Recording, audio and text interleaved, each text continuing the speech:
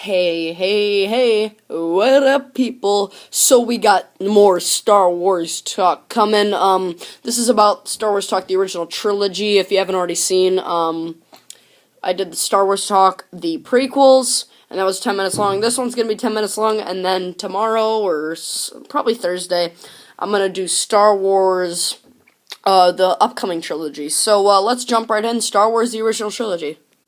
So, Star Wars Episode 4, A New Hope. I just watched that actually a few days ago. I think I watched it on, Friday. It's really good. It's it's a really good start to the trilogy.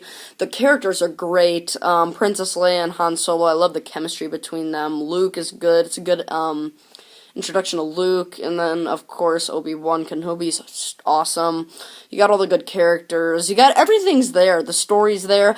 And what I like is that back in the day, people just picked up this story, because since they didn't have episode 1, 2, and 3 out, they just kind of went along with it, which is kind of what you have to do when you first watch this movie. You just kind of got to go along with the story and follow it, because you don't have all the backstory. But I like the aspect of good versus evil. It really had everything that a good movie needs. And especially the fight at the end with the Death Star, how all the X-Wing fighters and the rebellion all goes in and destroys it. I think it's just really cool because everybody's like, oh, that one weak spot, it's so stupid, but I think it's just awesome. I think it's a really cool part, and then Han Solo comes in, he blows the one ship up, and it's really, really cool. Probably my favorite part in the whole movie, though, is when they go into the Death Star and they're shooting everything up, and he's like, "Oh, it's okay, situation normal," and stuff. That's the best part. And all the stormtroopers just getting shot up. It's really good. And then the fight between Darth Vader and Obi-Wan, and it's pretty cool because, as I said in the last Star Wars talk, Obi-Wan Kenobi, in The Revenge of the Sith, I actually like that movie, Obi-Wan Kenobi and Anakin fight, and then you see it again in the next episode, which is pretty cool, because they're like, now I am the master, and it's really cool. It's some good stuff.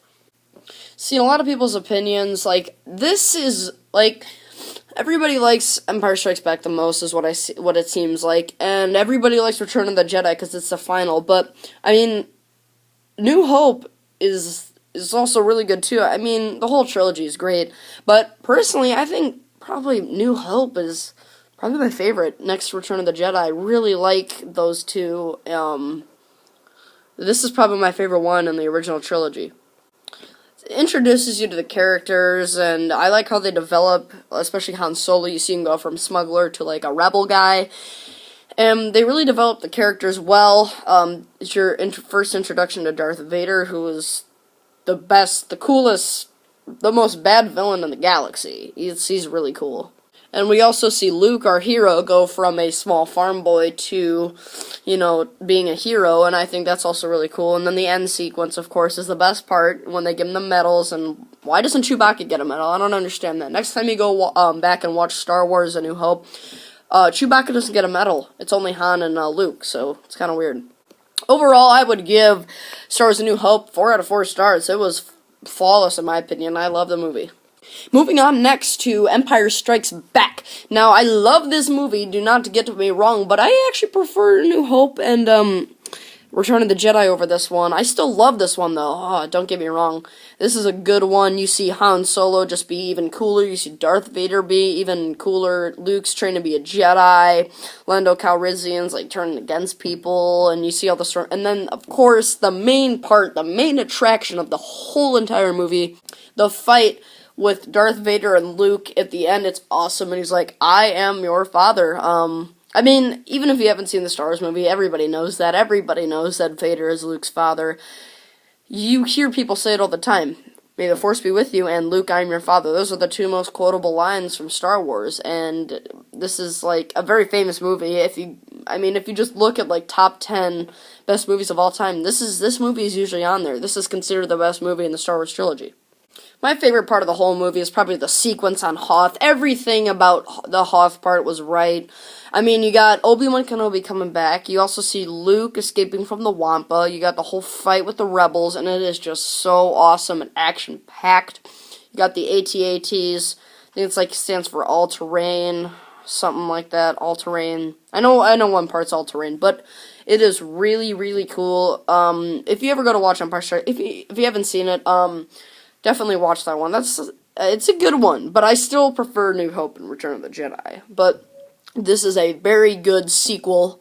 Probably considered one of the best sequels in like cinema history. It's a very, very famous movie. Many, many, many, many, many quotable lines from this movie. And then you got the memorable fights, Darth Vader, Luke. You also have I like the part where Han Solo shoots and Darth Vader just blocks it. That was really cool. And then you got Lando turning on him, on the whole team of Princess Leia and Chewbacca and everything. And then you also got Luke training as a Jedi.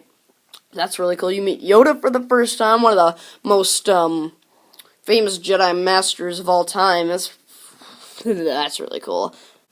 So overall, I would definitely give Empire Strikes Back a solid 4 out of 4 stars. It was a flawless movie just like the first one, and it's very memorable. And next, moving on to one of my favorite parts in the Star Wars trilogy is Return of the Jedi. This one's probably my favorite one. I mean, one, you got Luke. He is a full-fledged Jedi. He has his awesome black suit, his green lightsaber. My favorite part of the movie is the whole sail barge thing on Jabba's ship, and he just cuts and slashes and hacks, and it is awesome. The suspense and everything about that whole scene. Then you also got the Ewoks, which are cool, which a lot of people didn't like. I love the Ewoks. The Ewoks are little cute guys. And then you also have the whole showdown again with Luke and Vader, and that is so cool. That is so cool. And then you got them blowing up the Death Star, and then you got Luke finally going back to Yoda, and then Yoda dies, which kind of sucks. And then you also finally get to see the Emperor for the first time. You see the Emperor in Empire Strikes Back. If you have the original, the Emperor is much different than he actually looks in Return of the Jedi, which I kind of like in the special edition how they changed it to the guy from Return of the Jedi, the same actor. I like that because it keeps the consistency. But we're going to get into the special edition right about now. Okay, so I would give Return of the Jedi a solid 4 out of 4 stars because, I mean, it's so good. It's like a really good wrap-up to the whole trilogy, and this is probably my favorite trilogy next to Lord of the Rings, and Lord of the Rings I would give them all 4 out of 4 stars too, but I think Lord of the Rings beats Star Wars by a hair tad. I still love the two trilogies, though, and, well, now let's talk about the dreaded special edition. So, as most of you know, Star Wars 1, 2, and 3 were all released around the late 70s, early 80s. Then 20 years later, since it was the special anniversary, George Lucas released the special edition on VHS, and then they stopped making the theatrical versions of the VHSs. They stopped making the original releases. And in the special edition, they changed a lot of things. And what also sucks is that nowadays there is only one theatrical release on DVD, and it is almost impossible to get. I have been searching eBay. I found one, and I was gonna place a bid, but it was really expensive. It was around the $100 mark. People want to snag these theatrical releases because these are precious stuff. I just got the Blu-rays recently, and it is the special edition, and it has some upsides and some downsides. I would say 3/4 are good, or 3/4 are bad, and the other quarter's good. Some bad changes that they made, primarily in Episode 4, is that they added that whole Jabba scene where he looks like a CGI piece of poop, and then also another thing in Episode 4 is that the whole thing where Han doesn't shoot first, Greedo shoots first, and then he does this weird thing with his neck. In the original theatrical release, he does shoot at Greedo. Greedo doesn't even fire a shot. And then also in Episode 5, they didn't really change a whole lot. Not much was changed in that one, except the whole thing with the Emperor, as I mentioned earlier. And then in Return of the Jedi, which probably took the worst beating. A lot of things were changed. They had the whole stupid scene with these stupid CGI cartoon characters singing, and then she gets all close to the camera, and it's really dumb. It sounds like baby babble talk. And then they also did that whole thing where Vader was like, no. No! It sounded so dumb. It sounded like a comical thing. So, I mean, special editions also have some upsides, which is I like how they changed the celebration, the Ewok celebration at the end of Return of the Jedi, because I didn't originally like the original celebration. It was like, yub nub. It sounded really weird. So I preferred this new one. And then also, I like the enhancements that they make to the picture quality. The DVD you get, the theatrical release DVD, which was released in like 2008, they have some enhancements, but it's nothing compared to the Blu-rays of the special edition. I mean, it's kind of like you get some good stuff from the theatrical release because you get the old original, but it's not as good. The picture is really bad. But then the Blu-ray, you get really good picture, and you get most of what you get from the theatrical release, but then you also have some stupid stuff added in, so you can't really get your way. It's really hard. So, I mean, it kind of sucks when they change and alter things in the movie. I mean, enhancements are great, but when they change and alter things in the movie, it's not good. And I cannot wait till the day when George Lucas finally decides to release an unaltered version with the Blu-ray unaltered. That would be great. The theatrical release on Blu-ray, that'd be good. I can't wait to see that day. I would assume they're probably going to do that in the next year or so with the new Star Wars is coming out, but that's just my guess.